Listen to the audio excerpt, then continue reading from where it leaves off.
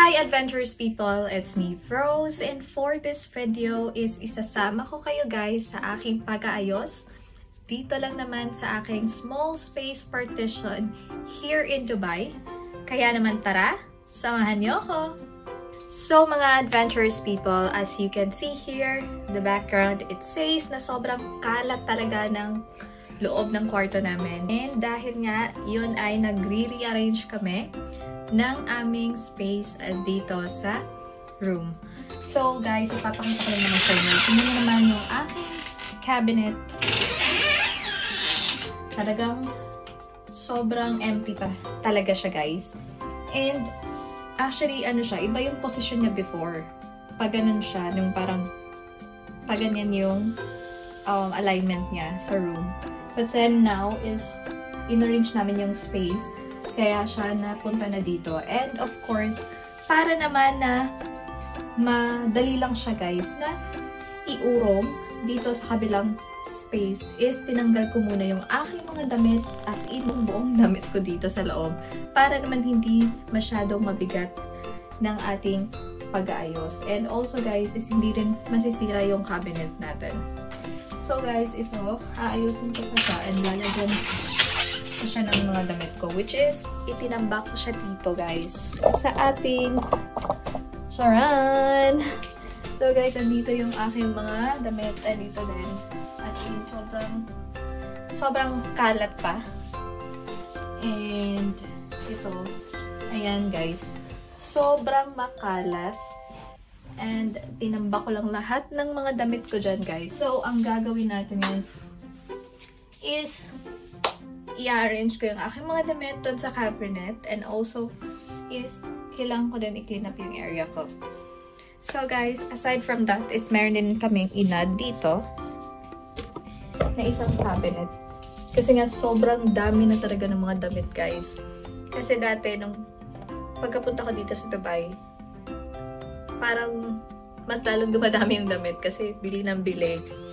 So sobrang dami and wala na talagang enough space. So nagdagdag ako ng isang cabinet which is free dito sa bahay lang. And ito siya. So i-arrange ko rin dito yung mga iba kong mga damit. Also is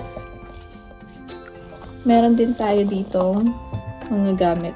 Sobrang daming gamit pa guys. Yan, mga gamit din yan. I-arrange ko siya. Pasensya na guys sa sobrang kalat dahil kahapon lang to. And napakadami talaga guys nang kailangan ayusin. Kasama pa yung nasa taas. Kasi kailangan ko din yung i-arrange. Ilalagay ko din siya dito sa taas ng aking cabinet. And also here. So, super dami. And yan, mga damit din yan guys. Na wala na talaga siyang paglagyan doon sa mismong cabinet ko. But then, dito sa ilalim is malinis na yan dyan. Kasi nga, nilinis ko na yan kahapon. So, okay na yan dyan. Yung remaining ko na lang nagagawin is i-arrange ko yung aking mga damit dito sa cabinet. And then also guys, is i-arrange ko din yun dito sa table ko. And at the same time, yung nasa taas ng mga gamit ko. At ang dami-dami talagang kailangan kong ayusin dito guys sa aking room. So from here, ayan, ayan, sobrang dami. And also, andun sa taas, ito. And then also dito sa cabinet kasi kailangan pa siyang paglagyan ng mga damit. And also, kailangan pa rin siyang linisan before ko siya ilalagay. And also guys, look here, yan, mga damit ko din yan. And also that one, mga damit yan guys. And then also, tingnan niyo naman sa labas kung gaano kadaming damit guys. Tingnan niyo. Yan, mga damit ko din yan. So, sobrang dami guys. So now, kailangan na natin mag-start sa ating arrangement and also sa pag-clean up.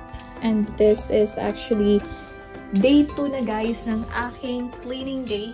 And ewan ko guys kung matatapos ko to within today. Hopefully. But then, I'm not sure kung matatapos ko siya guys. Kaya we'll see and good luck to me. Kaya naman, tara guys, simulan na natin ang pag-ayos. Let's go!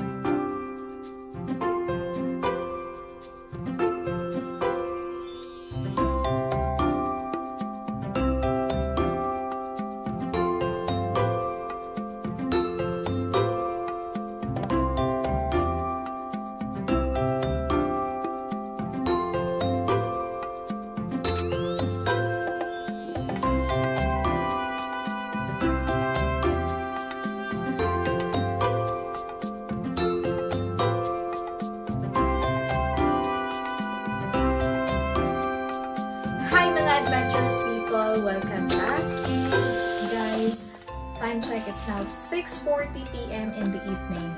And as expected guys, hindi ko talaga nagawang tapusin lahat ang kailangan kong gawin for today. Kaya naman, ipapakita ko lang sa inyo kung ano yung mga nagawa natin for today. Yung mga damit ko dito guys. So, lahat ng yan is natupi ko naman siya so far. Ito na lang yung naiwan. And also guys, ito meron pa din mga nakahanger. So, nagawa ko naman yung aking cabinet. So, natapos naman ang ating cabinet and also here. So, yan. So, ang kulang na lang guys is ito. Hindi ko pa siya nagawa. Kasi, wala na talagang oras. And, to be continued na lang. And also, ito, mga damit na to. Kailangan ko siyang linisin. And also, yung nasa labas is natupi ko naman siya. Nakuha ko naman siya. So, yun nga guys. And, of course guys, ito yung mga gamit dito. Naayos ko naman siya at nalinis ko. The rest na lang is yung nandito sa table ko. And there, damit din yan. So guys, ito na lang yung kailangan kong ayusin. And also, yung naiwan pa rin yung damit na nasa taas. And then, yung mga gamit guys na kailangan ko pa siyang linisin. So, totally guys, hindi ko talaga nagawa yung aking kailangan na gawin for today. And, of course, meron pa naman tayong tomorrow. And, maglilinis pa rin ako for another na naman na session guys na gawin ko for the remaining things na kailangan tapusin. Kasi nga, kailangan ko talaga siyang tapusin before maubos na yung Eid holidays. Kasi nga, is wala din akong oras para mag-arrange if balik na naman sa trabaho. So guys, until here, I hope you enjoyed my video. Thanks for watching. Bye!